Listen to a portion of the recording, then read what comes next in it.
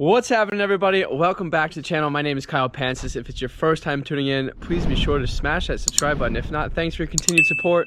Today we have quite the garage update for you guys. It's been a couple weeks, 2 weeks since we posted about the new BMW M3 E36 for the track. I specifically bought it for the track, so it's gonna be really quite fun this summer once we get the, I think we got like 3 weeks for the first track day, so I'm really excited. But the car is sitting right here in the garage. I have fresh tires on it.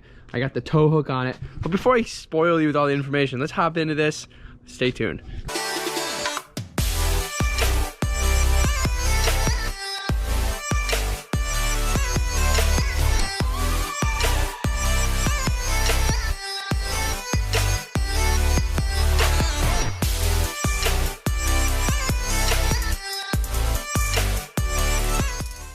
Alright guys, so it's been a couple weeks since we've given like a true update on the channel. So I wanted to go ahead and give you guys a full tour of what's going on. We got the 9504, almost 250,000 miles on it. The driving has simmered down the last like couple weeks because that's been on the road and I've been away, and we got that, and I don't know, most of the time I've been away. So everybody else has been driving it, which means about 300 miles less a week since I'm not here. It's about what I drive on it, including all the other cars we have. So I do a lot of driving.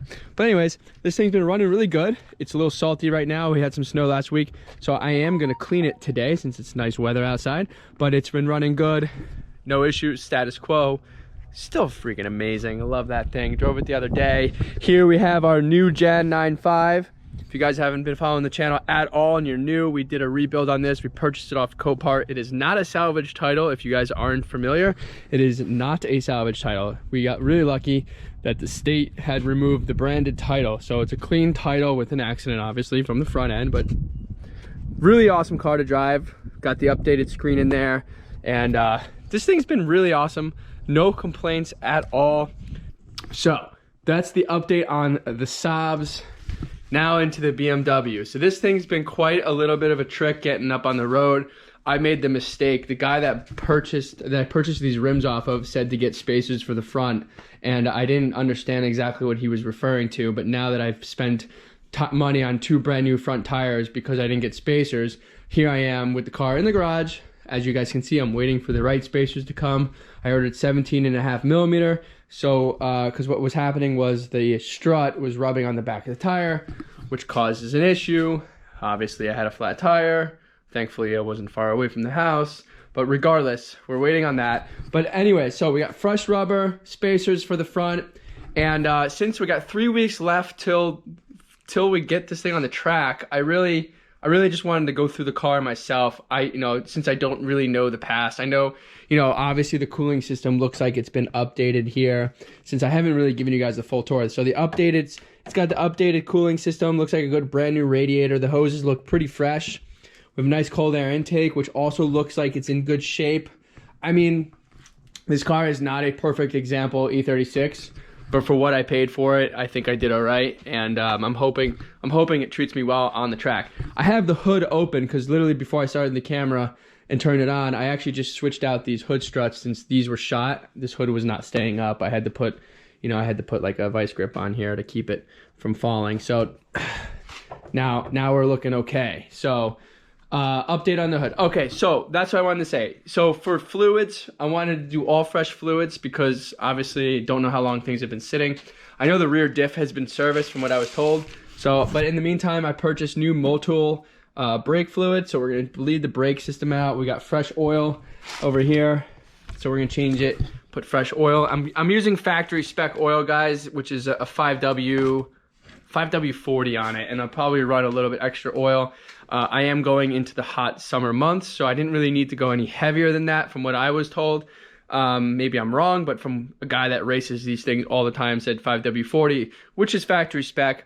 And like I said, we're going into the warm temps, and I'm going to be racing this on the track. So 5W40 I think should be sufficient. And so in the interim, since I don't know the car and I really don't know anything about it, we're gonna have fresh oil, fresh brake fluid. These coils look like they're in good shape. I mean, looks like this one's an older one or whatever.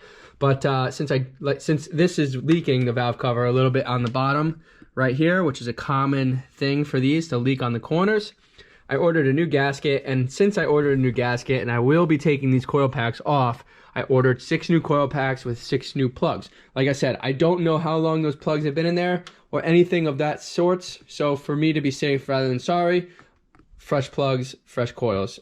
Doing it right, guys. So we have fresh gasket, fresh coils, and fresh plugs on the way. All fresh fluids. We have fresh rubber with some spacers now, so hopefully we don't have any issues. And other than that, I think we should be good to go. I mean, the car sounds good. I have emissions light on for the cat because obviously it's straight piped with headers, so obviously the O2 sensors aren't connected.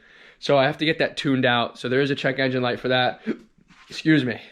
And I also have an ABS light, which I need to take care of. So anybody has any suggestions out there for the ABS light? I'm looking. I purchased the adapter to read the code, since this is like the original OBD system. It's an OBD1 evidently.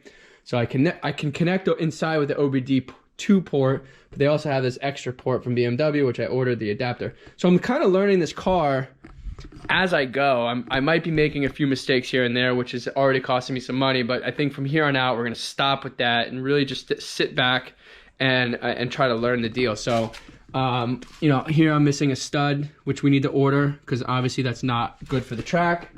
And I need a couple lug nuts around the car. So this is kind of like really what's going on with this thing. We're good to drive on the road, but it's definitely not there yet for the track. But I think once we address everything that I just mentioned, I'll be fine and satisfied, if you will, to take this thing on the track.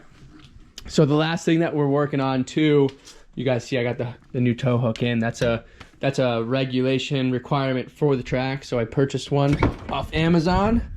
But inside here, these lights, these are old sockets on some of these things. So I ordered new tail lights for this car. Little updated look to get rid of the orange amber, which is fine. But I'm waiting for that. That should be arriving here in the next day to replace these completely. Because like I said, that light for the brake light is not working, which obviously you need for the road. And since these things are old and original to the car, and the sockets are kind of aged out and maybe not getting the proper contact, you know, I figured for 50, 60 bucks, there's aftermarket taillights. We're gonna throw those on. So should be good to go after that. I'm hoping. I think it should be good. So that's the full update for you guys on the garage stuff. Really easy, simple stuff on this thing, thankfully right now. There's only one oil leak. I do need to get underneath this car. These things are prone to rust, and like I said, this is not a perfect example, E36. So there's definitely some rust under there. I almost can guarantee it. I haven't been up under there, but I'm hoping it's not that bad, and I'm hoping that whatever the circumstance may be, it's in quite a condition that can be repaired with somebody that knows how to weld. So I'm looking into that next as well. Once I can get this thing out of my driveway without having an issue with tires going flat from rubbing up on the struts, I think I'll be all right. So next week or two, that will be happening. So I'll get underneath there. But that is the full update for you guys on this E36 M3. I'm really excited about it. You guys can tell that I'm excited about it, but I've done one interior engine clean degrease so far, and it already looks really good. So as soon as I get that oil to stop leaking with a fresh valve cover, this thing's gonna be shining up nicely, and we should be freaking good to go. So stay tuned for more, guys. I'll keep you updated as we roll out, and you know, it should be good. So stay tuned for more. Please like, share, and subscribe. I hope you guys enjoyed this. Follow me at Pancis on Instagram if you guys have any questions, comments, or concerns, or have any content you want to provide me for this car of things that you might know that I don't know. Because I've been spending some time here and there the last 2 weeks on YouTube just kind of poking around with people with E36s to really get a good grasp on these things. And from what I understand, this model is probably one of the best models to own. It's got the least amount of electronics, and it's got the least amount of engine issues. Like the E46 had like the Vanos issues, and it had the what's the other one that had the rod bearing issues. You have to watch out for rod bearings. Like this car didn't have that from what I understand. So basic oil leaks, coolant leaks, those are the things that these things have. And when I say basic oil leaks, I'm talking valve cover gasket, which we're fixing, and an oil pan gasket, which we've done a million of those on saab. So if I can do it on a saab, I'm sure it's pretty easy on an E36. Something tells me it shouldn't be too bad. So I don't think it's leaking under there. I poked under there and it looked fine. So I'm really not too concerned about that. And the valve cover is pretty easy. It'll probably take me an hour or so to do that, maybe 2, since it's my first time. So yeah, that thing's gonna be freaking awesome. We are ready to go almost. And like I said, I'm taking my time, trying to do it all right. So hopefully we end up doing it perfectly. So in the meantime, I'll keep you guys updated as we go with the video next week on the BMW. But here we are with our beautiful Saabs, since we are Saab channel after all, and they are freaking awesome. So I'll see you guys on the other side.